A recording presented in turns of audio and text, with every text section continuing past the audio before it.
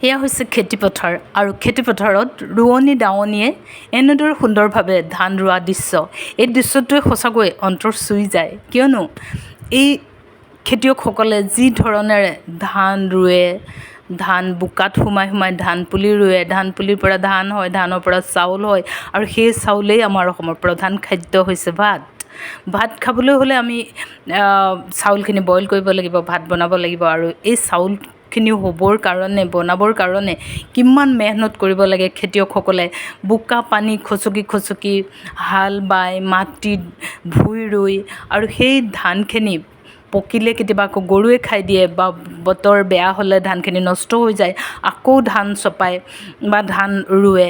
এনেদৰে ধান ৰোৱা পদ্ধতি আৰু যিমান কষ্টতে মাটিত সোমাই সোমাই মাটি বোকা পানী খচকি গাৰ ঘাম পেলাই পেলাই এওঁলোকে ইমান কষ্টকৈ ধানবিলাক ৰুৱে, আৰু সেই ধানৰ পৰাই আমি খাদ্য কি পাওঁ?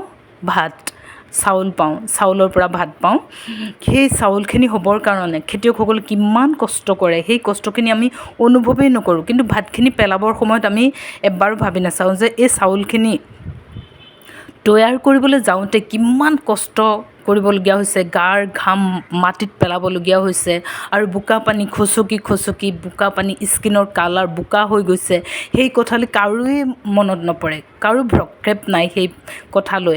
কিন্তু যেতিয়া ভাত অলপ সৰহকৈ পেলাই দিয়া যায়, তেতিয়া গা নোম সিৰসিৰাই যায়। যিসকলে অনুভৱ কৰে যে এই ভাতখিনি, এই চাউলখিনি তৈয়াৰ কৰোঁতে কিমান কষ্ট কৰিছে খেতিয়কসকলে, আৰু পেলাই দিবলৈ 1 ছেকেণ্ডো নালাগে।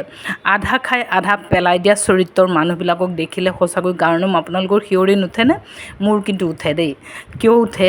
এই খেতিয়কসকলে ইমান কষ্ট কৰি ধানবিলাক কৰে, ধানবিলাকৰ পৰা চাউলবিলাক পাওঁ, আমি চাউলবিলাক আমি কিনি পাওঁ, আৰামত বহি বহি কিনিলেই পাই যাওঁ। কিন্তু তেওঁলোকে এই চাউলখিনি তৈয়াৰ কৰিবলৈ যাওঁতে কেনেকৈ মাটিত সোমাই জোকে মহে খাই মেলি অৱস্থা বেয়া কৰি দিয়ে, আৰু সেই খেতিয়কসকলক আমি প্ৰণাম জনাব লাগে, তেওঁলোকক আমি নমস্কাৰ কৰিব লাগে, অন্তৰৰ পৰা কৃতজ্ঞতা প্ৰকাশ কৰিব লাগে তেওঁলোকক। কিয়নো তেওঁলোকে খেতি নকৰা হয়, তেওঁলোকে এনেদৰে ধান পুলি নৰুৱা হয়, আমি চাউল কিনিব পাৰিলোঁ হয় জানো? ভাত খাব পাৰিলোঁ হয় জানো?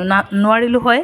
গতিকে চাওক, এনেদৰে কি সুন্দৰ এক দৃশ্য, কেনেকৈ আইসকলে কেনেকৈ বা ছোৱালীসকলে কেনেকৈ ধান ৰুৱে, আৰু সেই ধানৰ পৰাই আমি চাউল পাওঁ, চাউলৰ পৰাই আমি ভাত খাবলৈ পাওঁ।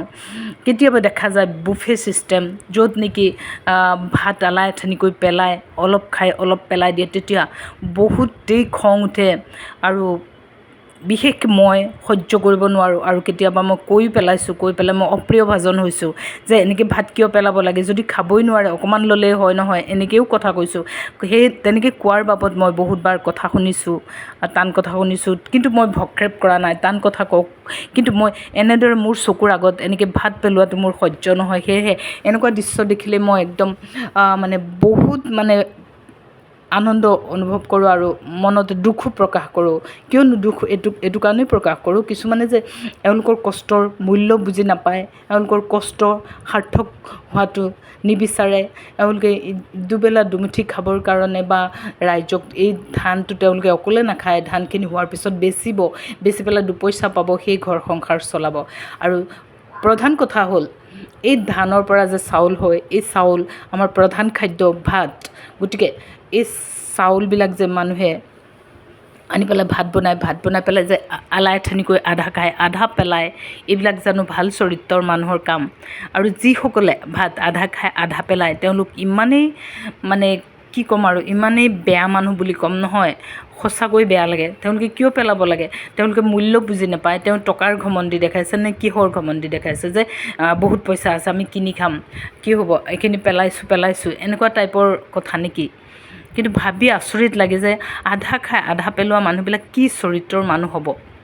ভাত যে বুফে ছিষ্টেম, আজিকালি আকৌ বুফে ছিষ্টেম হৈ গৈছে। বুফে ছিষ্টেমত কি কৰে?